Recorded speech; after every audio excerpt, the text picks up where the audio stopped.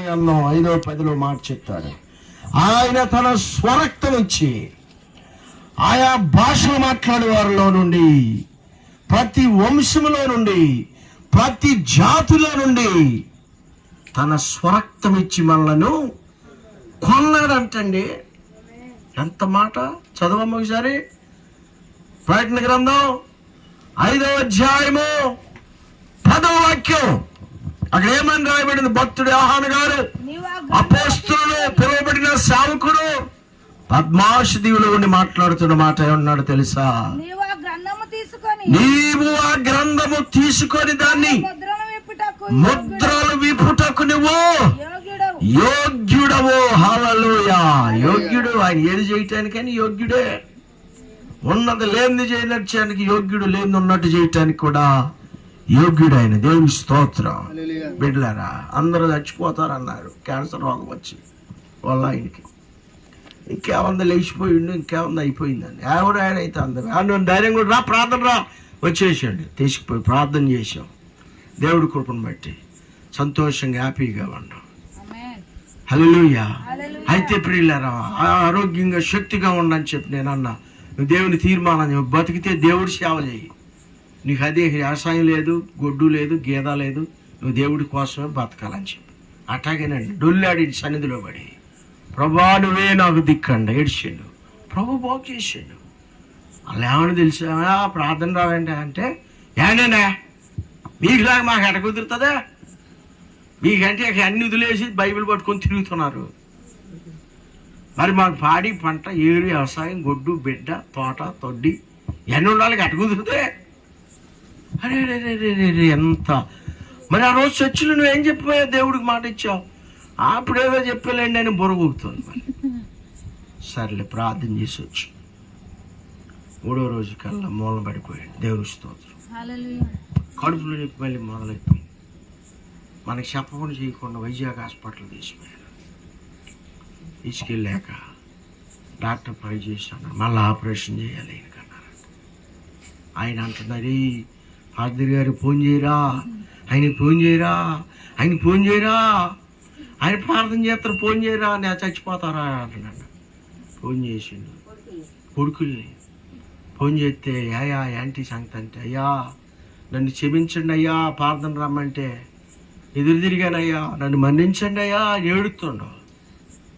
భయపడు, మాకు ధైర్యంగా ఉండు, పశ్చాత్తాపడు, దుఃఖపడు, ప్రభువా ఇప్పుడైనా నీకు అవకాశం ఇస్తున్నా, నన్ను నీ బిడ్డగా చేర్చుకో. ఓకే అయ్యా, రేపేనంటే ఆపరేషన్ చేద్దాం, ఏం కాదు, అంత సఖ్యం జరుగుతుంది. తీసుకుపోయారు. ఉదయం 12 గంటలకు, 9 గంటల 12 గంటల చేస్తూనే ఉన్నారు. 9 మంది డాక్టర్లు. ఆయనకున్న జబ్బు, ఆయన క్యాన్సర్, పెద్ద పేరుకు ఉన్న క్యాన్సర్, గడ్డ పెరిగిపోయింది, చితికితే చచ్చిపోతారన్నారంట. హల్లెలూయా! పొట్ట కోసేశారు, మత్తు ఇచ్చారు. ఆ కింద పక్కన, పై పక్కన పేగు కట్ చేసి దాన్ని తీసి పక్కన పెట్టి, ఇప్పుడు ఈ పేగులు కుట్లేసి సంచేశారు. ఇప్పుడు దేవుడి దయ వల్ల క్షేమంగా ఉండవు. ఇంటికి తీసుకొచ్చారు, బాగానే ఉన్నాం. మళ్ళీ కుట్లోకి తీసుకురావటానికి పోయిండు, మళ్ళీ వచ్చిండు, హ్యాపీగా ఉండు. ఇప్పుడు అంటున్నాడు, అయ్యారో ఎప్పుడు కూటం పెడతావు అన్నాడు. ఎందుకు ఆ తోటలో వ్యవసాయం చేసుకోరాదా? హల్లెలూయా! హల్లెలూయా చెప్పండి.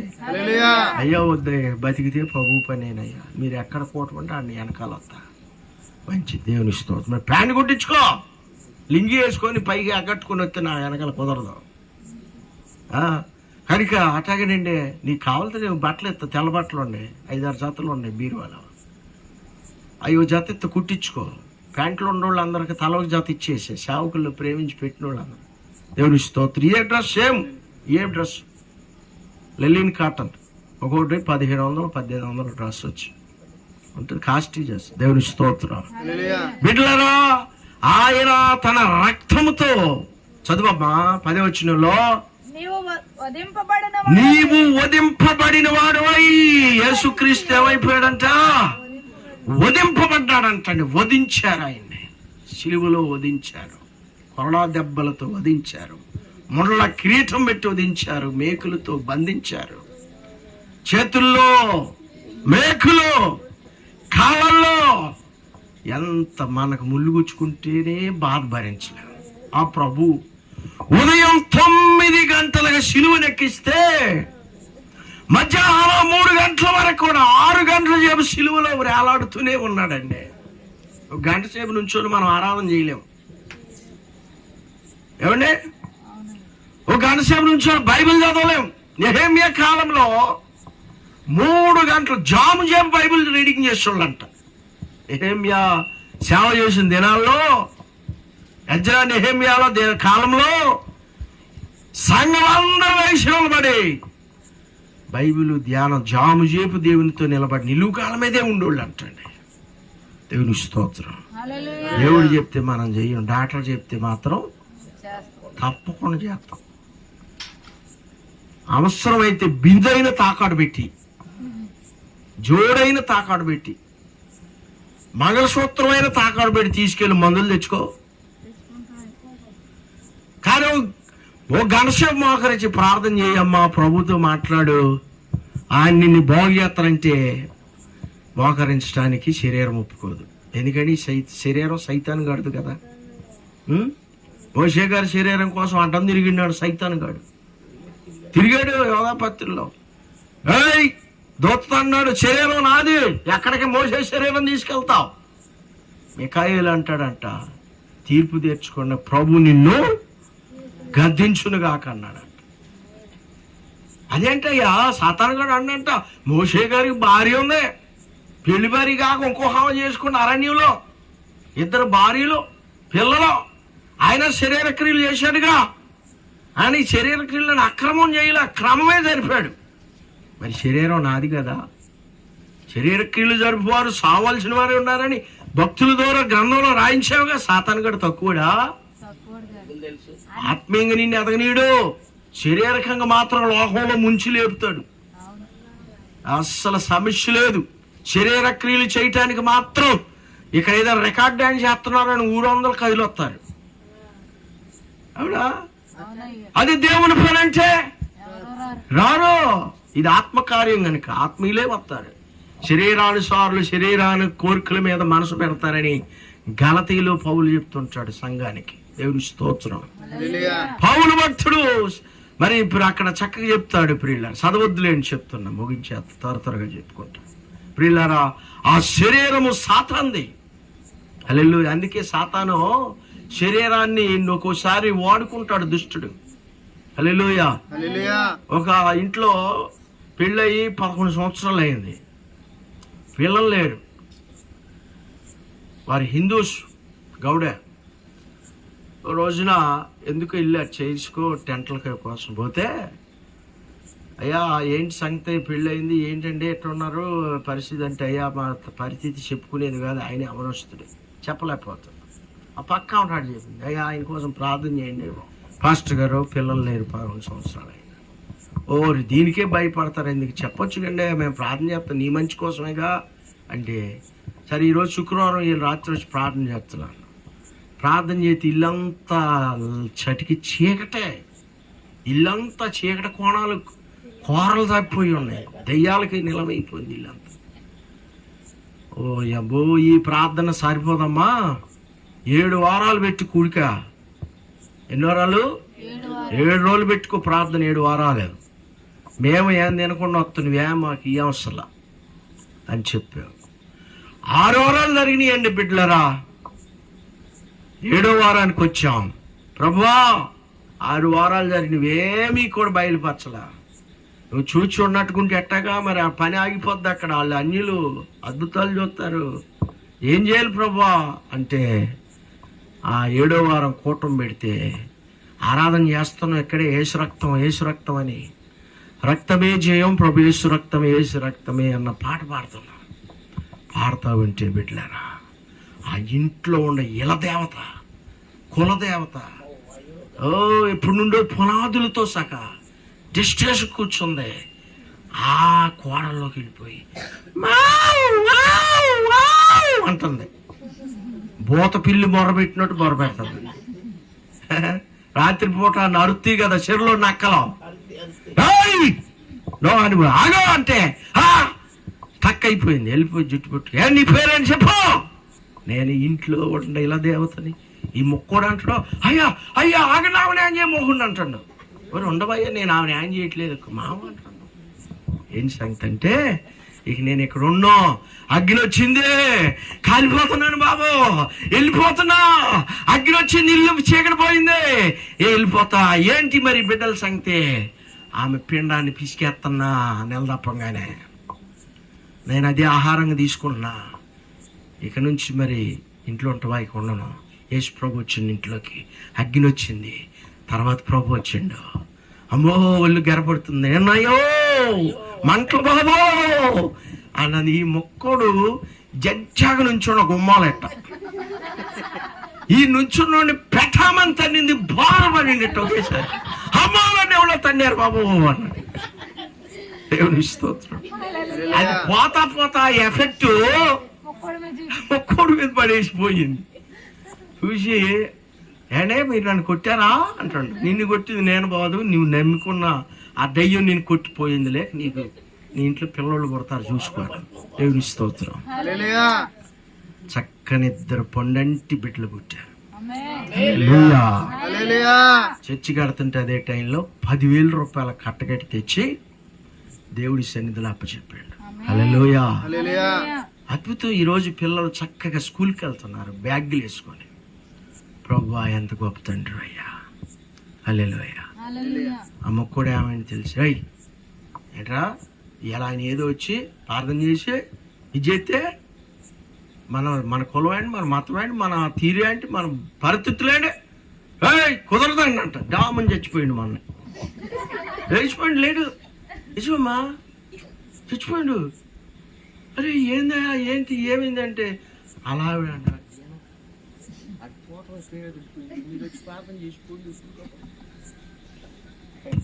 అయ్యో మరి ఆయన రక్షణ లేకుండా చచ్చిపోయింది అమ్మా. 7వ వారాల కూటం పెట్టిన అద్భుతం కాదు కదా. మీ ఆత్మలు రక్షించబడాలిగా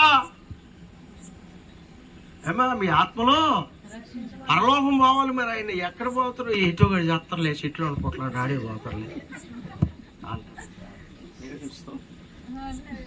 మరి ఈ ప్రయాస ఎందుకమ్మా? నువ్వు ఇచ్చే డబ్బుల కోసం, కానుక కోసం కాదు కదా.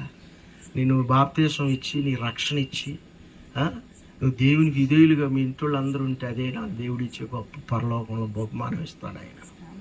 అది కావాలి కానమ్మా. భూమి మీద ధన ధాన్యాలు, ఆస్తిపాస్తులు మాకొద్దు. ఆత్మల రక్షణ, సంపాదన కావాలి. ప్రభు ఇస్తాడు నాకు అక్కడ. అదండి దేవుడు. ఈరోజు ఉదయం ఒక యూట్యూబ్లో పొద్దున్న లేక ఒక సాక్ష్యం విన్నా. ఆవిడంట వాళ్ళ అక్క ఆమె కోసం ఎక్కువ ప్రార్థన చేసేదంట. ఎక్కువ ప్రార్థన చేస్తే ఈవిడనేదంట, ఏంటి ఆ మొగుడు చేసి మొన్నలాగా ఏడుతున్నాం, ఏంటి అని చెప్పి తిట్టేదంట. అక్కనే ఏం తిట్టిన కొందుకు ఆమె ఏడిచేదంట. అరే ఉంటే ఉండవా, నన్ను నా గురిని ప్రార్థన చేస్తాం ఎందుకన్నా. ఈవిడికి గర్భిణి, ఈవిడ పూజలు చేసి చేసి ఇసుకెత్తిపోయి ప్రాణం మీద విరక్త కలిగి నూతిలో దూకిందంట. 4-5 నెలల గర్భిణి. అప్పుడు నూతిలో దూకిందోవటమే 2 హస్తాలు ఆమె పాదాల కింద కాపిచ్చిండంట దేవుడు. హల్లెలూయా. అప్పుడు అంటుందంట, ఒక వెలుగు నీళ్ళల్లో మునిగిపోయి అడుక్కెళ్ళిపోయిందంట. ఆయన పాదాలు హస్తాలు పాదాల మీద మోపి పైకి తీసుకొచ్చిందంట ప్రభు. తీసుకొచ్చి లోపల ఆళ్ళీలు పోగే తీసి హాస్పిటల్ తీసుకెళ్తే ఈవిడ ఆత్మ పరలోకం వెళ్ళిపోయిందంట. హల్లెలూయా. పరలోకం చూసిందంట. నేను చేసిన ప్రార్థన, మా అక్క చేసిన ప్రార్థన అండి అది. మా అక్క చేసిన రోదనండి. మా అక్కకి నేను ఏమిచ్చినోడని తీర్చుకోనయ్యా. అసలు నా అక్క కాళ్ళు కడిగినా నా పాపం పోదయ్యా. నా కోసం ఎంత ఏడ్చింది, ఎన్ని తిట్లు తిట్టాను. ఆవిడ పరలోకంలోనంట ఒక ఇంట్లో బోర్డు మీద రాసి ఉందంట, వాళ్ళ అక్క పేరు రాసి ఉందంట. అక్కడ పరలోక రాజ్యంలో వాళ్ళ అక్క పేరు రాసి ఉందంట. ఇదేంటయ్యా అని అడిగితే ఆవిడ నా చెయ్యి పట్టుకుంది, నేను ఆవిడ చేతిని పట్టుకొని ఉన్నా, అందుకే ఆమె పేరు ఇక్కడ రాయబడింది. హల్లెలూయా. అప్పుడు అందంట, అయ్యా నా పేరు కూడా మా అక్క పేరు తెరంటాయి అంతే. నీవు పాప క్షమాపణ పొందుకు భూలోకాన్ని పోయి నువ్వు పరిశుద్ధురాలుగా కడగబడు, అప్పుడు ఈ పేరు నేను నీ అక్క పేరు దగ్గర ఉంటుంది రాస్తా అన్నాడంట. దేవుని స్తోత్రం. ఆ బంగారపు వీధులు, ఆ బంగారపు రాజభవనాలు, ఆ బంగారపు గోడలో అమ్మో చూసి ఎటు చూసినా కన్ను అన్నంత లెక్క ఉందంట. పయ్యంక చూస్తే ఒక పై స్టేజీలో పెద్ద దిగ మెరిచిపోయే ఒక వలయాన్ని చూసిందంట ఆవిడే. ఆ వెలుగుని చూడలేక కింద పడిపోయిందంట అక్కడే. మళ్ళా అప్పుడు అక్కడి నుండి ఒక స్వరం ఏందంట, నా కుమారి, నిన్ను రక్షించిన వాడను నేనే. నీ బంధువురాలు నీ అక్క చేసిన ప్రార్థన నా ఎదలో, నా రాజ్యంలో గంట కొడతా మోగుతా ఉంది. ప్రియులారా, మనం చేసే ప్రార్థన ప్రభు రాజ్యానికి వెళ్తుంది. ఎప్పుడైనా గుర్తుపెట్టుకోండి, ప్రార్థన శక్తివంతమైంది. ప్రభుతో మాట్లాడాలి, నిత్యం మాట్లాడాలి. తెల్లారుజామున ప్రార్థన, రాత్రి ప్రార్థన, స్తుతి చెప్పండి ఎక్కువ ప్రభు సన్నిధిలో. స్తుతి ఆవిడ అందే ఆ పరలోకంలో ఆ స్టేజ్ మీదంట హల్లెలూయా హల్లెలూయా అని ఈ నాదాలే వినపడుతున్నాయి అంట ప్రభుకి. ఈ స్వరాలే వినపడుతున్నాయి అండి, హల్లెలూయా పదాలు. అప్పుడు ఈ లోపల డాక్టర్లు వచ్చి ఇవిడు చేసే ట్రీట్మెంట్ చేస్తే ప్రభు పంపిస్తే ఆత్మజీవంలో పంపించగానే కలిసిపోయి అప్పుడు లేచి అక్క అక్క అక్క అక్క అని ఏడుతుందంట. అప్పుడు ఎక్కడుంది మీ అక్క? అమ్మ రాత్రేశ్వరం అంటే గంటలు వచ్చిందంటే, అమ్మ చెల్లి అట్టును అమ్మ అంటే, అక్క నన్ను క్షమించక్క అని వాటేసుకుందంట. దేవుని స్తోత్రం. ప్రభువు నమ్ముకుంది. ఎన్నో శ్రమలు పడిందంట, బంధువులు ఏర్పించారంట. కానీ చాలా అద్భుతమైన సాక్షి నా ఫోన్లో ఉంది, మీకు నేను వెళ్ళేటప్పుడు పంపిస్తా, దాన్ని నేను డౌన్లోడ్ చేశాను. దేవుని స్తోత్రం. మీకు పెడతా. నేను చెప్పిన దానికంటే మీరు ఇంటి కళ్ళ నీళ్లు బడబడ కారిపోదు. ఎట్లాంటి అద్భుత సాక్ష్యాలు కూడా దేవుడు నడిపించుకున్నాడు. హైందువులు అందరూ మారిపోతున్నారు. దేవుని స్తోత్రం.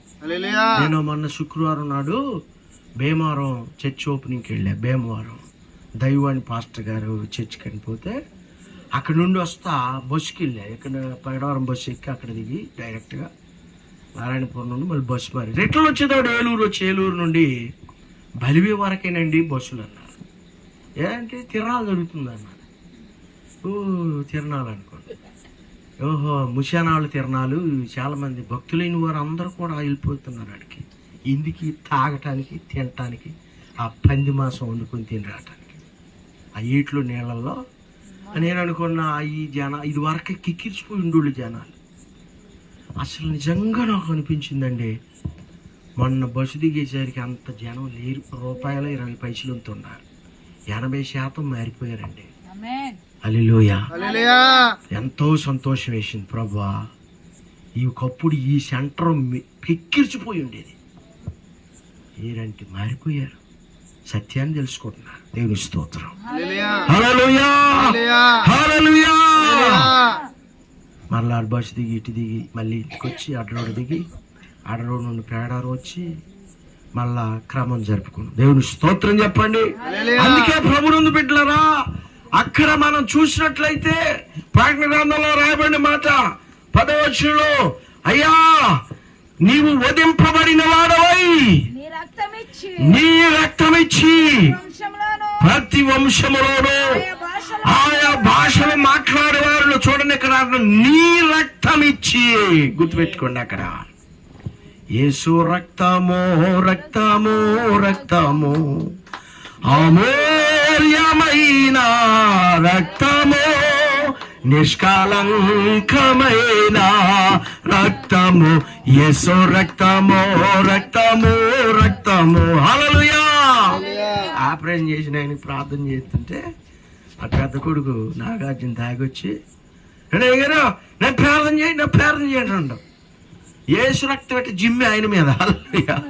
జిమ్మి జీలకుంది పడదోసిన డబ్బులు పడిపోయిండు.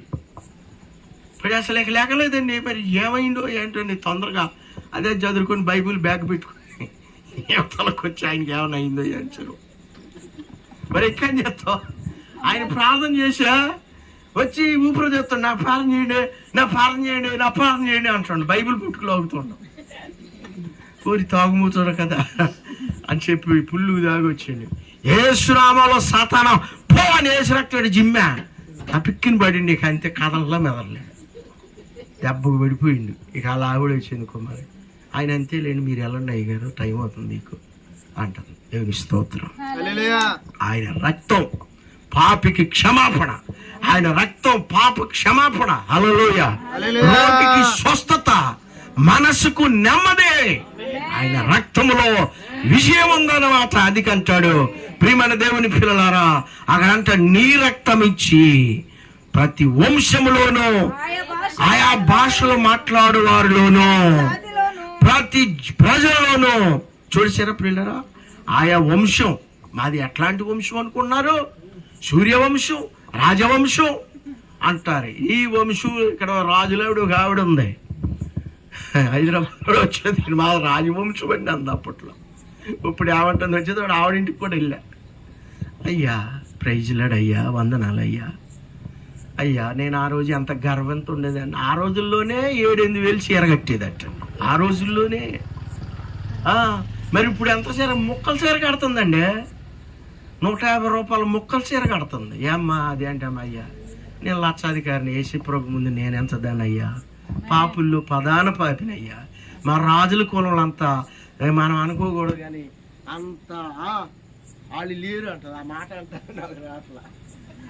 ఎప్పుడంటారు మా రాజుల కులంలో అంతా ఇక వద్దులేండి, ఇక మాట నోట రావట్లేదు. దేవుని స్తోత్రం. అట్లాంటి దుర్మార్గుడు అయ్యా నేను. ఈరోజు ప్రభు పట్టుకుంటా. పొనుగుమాళ్ళు 5 ఎకరాల భూమి ఉంది ఆమెకి, ఇక్కడ ఇల్లు ఉంది, గుట్ట మీద ఇల్లు ఉంది. కనికంచంది బిడ్డలారా, ప్రభు సన్నిధిలో అంత అద్భుతంగా ఆవిడ సాక్ష్యం చెప్తుంది. దేవుని స్తోత్రం. ఆయన అంటాడు, ఆ దగ్గరికి వెళ్ళినప్పుడు ఈ వాక్యం చదివితే, ఆయా వంశములోను ఆయా యొక్క చూడండి అక్కడ రాబడిన మాట, ఆయా వంశములోను ఆయా భాషలో, ఒక భాష, ఎన్ని భాష, ఇంగ్లీషు, హిందీ, మలయాళం, తమిళం, తెలుగు, కన్నడ, ప్రపంచ దేశాల్లో భాషలు మాట్లాడే వాళ్ళందరూ కూడా ఆయన తన స్వరక్తం ఇచ్చి, ఏ రక్తం అండి? తన స్వరక్తం ఇచ్చి ఆయన సంపాదించాడు. దేవుని స్తోత్రం. కొన్నాడంట. అంతే చూడమ్మా, తన స్వరక్తం ఇచ్చి ఆయా భాషలు మాట్లాడే వారిలోను ప్రతి ప్రజలోను ప్రతి జనములోను దేవుని కొరకు మనుషులను కొని, హల్లెలూయా, మనుషులను కొన్నాడంటండి ఆయన. మనం షాపుకు పోయి డబ్బు ఇచ్చుకుంటాం. భద్రాచలం ఏరియాలో సాక్షి విన్న, భార్య భర్తలు ఇద్దరు మంచి సేవ చేశారు. భార్యలో అపవాదం దొరబడింది. అందంగా ఉంటుంది పాస్టర్ గారు. తడికిలపూడి రక్షణానందం గారు సెమీ క్రిస్మస్ పెడితే అందమైన పిల్లల్ని 12 మంది తీసుకొచ్చి డాన్స్ లేపించింది, క్రిస్మస్ సెలబ్రేషన్ చేశారు. అలా ఆయన గారు చాలా మంచోడు. ఏం సాతాను ఎక్కడ పట్టుకుందో చిన్న చెప్పాగా, శరీరం ఎవరిదే? సాతానిది. వెళ్ళిపోయింది, అక్రమ సంబంధం పెట్టుకుంది. హల్లెలూయా, నడుస్తూ ఉంది. ఈయన సేవ చేయటానికి తన రక్తం అమ్మి, 1.5 లీటర్ బ్లడ్ తీసి అమ్మి, ఆ డబ్బులతో వచ్చిండు ఎక్కడికే? తడికిలపూడి భద్రాచలం నుంచి. ఆ బ్లడ్ అమ్మిన డబ్బులతో కారుకి ఆయిల్ కొట్టించుకొని పెట్టుబడి పెట్టుకొని వచ్చిండు ఆయన. అక్కడ సాక్ష్యం చెప్పిండు ఆయన. అంత సేవ చేసి దేవుడు ఆయన ఆశీర్వదించి 900 మంది సంఘం అయ్యారు. హల్లెలూయా, 900 మంది సంఘం అయ్యి కిరాయి కారు కట్టుకుని వచ్చి దేవుడు సొంత కారు ఇచ్చిండు ఆయనకి. సహజంగా ప్రియులు ఎవరన్నా 10,000 ఇచ్చి, 20,000 ఇచ్చి, 50,000 ఇచ్చి, లేకపోతే అది భూమి ఇచ్చి దేవుడి కోసం, లేకపోతే గేదెనిచ్చో, దోడనిచ్చో, గోవునిచ్చో, మేకనిచ్చో, గొర్రెనిచ్చో, ఏట్లో కూడా దశంభాగాలు ఇచ్చి, అన్నా అయ్యా బ్రదరు తమ్ముడు సేవ చేయమని ఇస్తారు. రక్తం ఎవరైనా ఇస్తారా చెప్పండి? ఎవరు? అయితే ప్రియులారా, ఆయన రక్తం అమ్ముకొని సేవ చేసి దేవుడు ఆశీర్వదించాడు. ఈవిడ కొవ్వు పెట్టిపోయి అక్రమ సంబంధం పెట్టుకొని కట్టుకున్న దైవజనుడిని విషం ఇచ్చి చంపిందండి. రియల్గా జరిగింది. భర్తని విషం ఇచ్చి చంపింది. సేవకుడు అన్న భయం భీతి లేకుండా. హల్లెలూయా. ప్రియుల రక్తం అన్నందుకు గుర్తొచ్చింది. చాలా బాధపడ్డా, ఏడ్చాం. అయ్యో ప్రభువా, ఎందుకింత ఘోరం చేసి, ఎందుకు ఎంత దుర్మార్గపు పనులకి తలంచింది ఈ స్త్రీ అనుకున్నాం. ఈరోజు నడి రోడ్డును పడింది. సంఘమే తరిమేశారు, సంఘమే తరిమేశారు. ఇలా చర్చిలో లేరు ప్రజలు. ఇక ఎవరున్నారు? ఎవరంటే ఆవిడ పక్కన ఆ పుట్టింటి వాళ్ళు 10 మంది ఉన్నారంట. ఎంత సాతాను ఎంత తెగిస్తుందండి బిడ్డలారా. నిజంగా చెప్పుకుంటే చాలా భయంకరమైన విషయం. సాతాను క్రియలు చాలా బహుభారంగా క్రియ చేస్తున్నాడు ఇప్పుడు. హల్లెలూయా, హల్లెలూయా, హల్లెలూయా, హల్లెలూయా. ప్రభునందు ప్రియులారా, అందుకే యేసుక్రీస్తు రక్తము అది రోగికి ఎంతో విమోచన కలిగించే రక్తము. దానికి ఎవ్వరు కూడా వంక పెట్టరు. అందుకంటాడు ఆయా భాషలు మాట్లాడే వారిలో నుంచి నీవు అంటాడుగా, ప్రతి జనములోనూ నీ రక్తం ఇచ్చి మనుషులను కొని మా దేవునికి ఒక రాజ్యముగాను యాజకునిగాను చేసితివి గనుక వారు భూలోకమందు ఏలుదురు, కొత్త పాట పాడుదురు. హల్లెలూయా.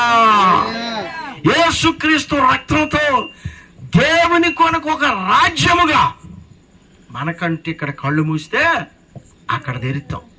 ఎక్కడమ్మా? పరలోకంలో తెరిచేది కళ్ళు. మరి పరలోకం పోవాలంటే మీరు దేవుని కోసం మీరు ఎంత త్యాగం చేస్తున్నారో, మీరు దైవజనురాలు ఎట చూసుకుంటున్నారు? చూసుకోవాలి. మీరు చేసిన పని క్రియలతో చేయాలి. ఏదో ఒత్తుగా వచ్చి వెళ్తున్నాం, అయ్యగారు వందనాలు అన్న, అమ్మగారు వందనాలు, సూత్రాలు 10, 5, 20, 100, 50 కానుక పాలన చేసి వెళ్ళటం కాదు. దైవజనురాలను కనిపెడుతున్నారు మీరు. వారు తిన్నారా, వండుకుంటున్నారా, అమ్మగారు ఎట్లా వండుతుందా ఏంట, ఇవన్నీ సంఘం చూసుకోవాలి. గుర్తుదా ఏమ్మా? రైటా రాంగనని చెప్పేది చెప్పవేంటమ్మా? మరి మీకు ఆశీర్వాదం రావాలంటే మీరు దైవజనుడిని చూసుకోవాలంట. యేసు ప్రభువు దేవుని కుమారుడు అయి ఉండొచ్చి చేపలు పట్టే జాలను పిలిచిండు, వాళ్ళ పాదాలు పట్టుకుండు, కడిగిండు ఆయన. ఎవరి పాదాలు? శిష్యుల పాదాలు, చేపలు పట్టే పాదాలు. దైవ కుమారుడు అయి ఉండి దిగొచ్చి ఎంతగా తగ్గించుకోండి అంటే నిజంగా అంతగా తగ్గించుకోండి. దేవుని స్తోత్రం. మన ఒక ఆయన ఉపరలతను శావుకుల పాదాలు వచ్చిన వాళ్ళు వచ్చినట్టు కడుగుతున్న గుమ్మాల నుంచొని. దేవుని స్తోత్రం. పోయిన సంవత్సరంలో శావుకులు మీటింగ్ పెడితే వచ్చిన వాళ్ళు వచ్చినట్టు ఆ లింగపాల మండలం పెళ్లి పెట్టానయ్య గారు విన్నారా? పెడితే ఆయన బిందుడు నీళ్ళు పెట్టి ఆడబెట్టిండు, 2 బిందులు పెట్టి పెళ్లి పెట్టిన. ఏంటంటే నేను నా పాపం పోవాలండి అన్నాడు. ఏంటంటే నేను బాప్తీసం తాగాను అయ్య గారు, నా తెల్లగుడ్డ మీద మరక పోవట్లేదు, రుద్దుతున్నా పోవట్లేదు. ప్రభు పాదాలు కడిగాడిగా శిష్యులు, నేను సావుకుల పాదాలు కడిగితే నా బతుకు మారద్ది, ఆ మరకపోద్దాన్ని నా పశ్చాత్తాపంతో కడుక్కుంటాను. దేవుని స్తోత్రం. కడిగిండి వచ్చిన సేవకులందరికీ కాళ్ళు కడిగిండి, దండం పెట్టి చెంపలు వేసుకుంటాను. నువ్వు చెంపలు వేసుకోవద్దులే, నువ్వు కాళ్ళు కడిగి తుడిచి పంపించేయి. నేను చెంపలు వేసుకోమని ప్రభు చెప్పలేదు, దండం పెట్టమని చెప్పలేదు, కానీ కడుగు మంచిది, నీ పాపాలు పోతాయి అని కడిగిండు, శుభ్రంగా పోతున్నప్పుడు. దేవుని స్తోత్రం. యేసు ప్రభువే పాదాలు కడిగినప్పుడు దైవజనుల పాదాలు ఎంత సుందరమైనయో తెలుసుకోవాలి మీరు.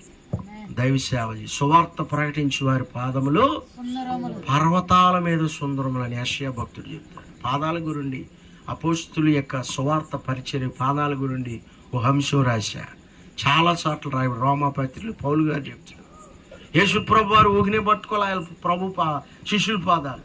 మీ పాదాలు సేవ కొరకు పరిగెత్తాలి. హల్లెలూయా. మీ పాదాలు పరిశుద్ధంగా కడిగే నేను. పేతురు గారు అద్దయిన నిలువెల్లా కడుగు అంటాడు. ఎంత తాడిపోవడం ఉన్నాం ఎవరు? పేతురు గారు. అందరు బాగానే కడిగించుకుంటే ఏం కడగ? ప్రభువా నువ్వేంటి నేనేంటి, నా పాదాలు కడగటం ఏంటయ్యా? నీతి యావత్ ఇలా జరగాల్సి ఉంది పేతురు, నీకెందుకు, నువ్వు అలా ఉండు. లేదయ్యా నన్ను నిలువెల్లా కడిగాయి. ఒకసారి స్నానం చేసినోడు చేయనక్కర్లేదు పేతురు. హల్లెలూయా. సరే నీ చిత్తం ప్రభువా, కూర్చోండో, కడిగించుకోండో, పాదాలతో వాళ్ళు తుడిపించుకోండో, మొక్క తిండో, ప్రభు రక్తం తాగిండు. ఏమండి ఇది ఒక అపోస్తుల క్రమం. ఇది ఇవాళ వచ్చింది కాదు, ఆనాడు అబ్రహాం కాలం నుండి స్టార్ట్ అయింది. హల్లెలూయా. మెల్కీసెదెకు క్రమము చొప్పున ఆయన ప్రధాన యాజకుడని చెప్పి అపోస్తుల కార్యాల్లో పౌలు భక్తుడు హెబ్రీ పత్రికలో చెప్తూ ఉంటాడు. హెబ్రీ పత్రికలో 5:11 చెప్తాడు అంట. అక్కడ ఆయన మెల్కీసెదెకు క్రమము చొప్పున తన శరీరధారి ఉన్న దినాలలో భూమి మీద ఆయన కన్యలతోనూ, రోదలతోనూ, యాచనలతోనూ, ప్రార్థనలతోనూ ఆయన అంగీకరించబడెను. దేవునికి స్తోత్రం. మరణం నుండి లేపబడినో, మృత్యువు నుండి ఆయన విజయాన్ని పొందుకోగలిగినని పౌలు గారు చక్కగా రాస్తాడు అక్కడ. దేవునికి స్తోత్రం.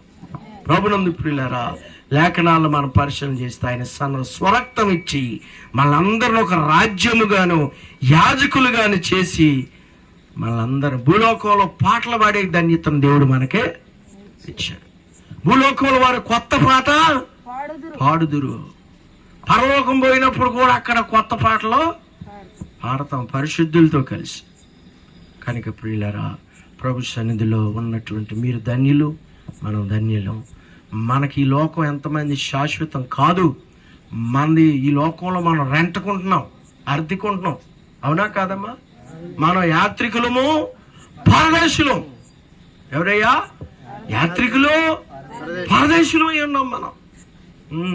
ఇది నాది, అది నాది అంటానికి కాదు. అమ్మో నా ఇల్లు వదిలిపెట్టి నేను వస్తానా అని వెనక్కి తిరిగి చూసావనుకో, ఇక అడుగు ముందుకు వెయ్యి వెనక్కి అక్కడే నిలబడిపోయి ఉంటాం తాడి చెట్లాగా. ఇప్పుడు ఒక ఆమె అట్టే ఉందిగా. హల్లెలూయా. అబ్బా భలే చెప్తున్నా, మోదనాలు తల్లి.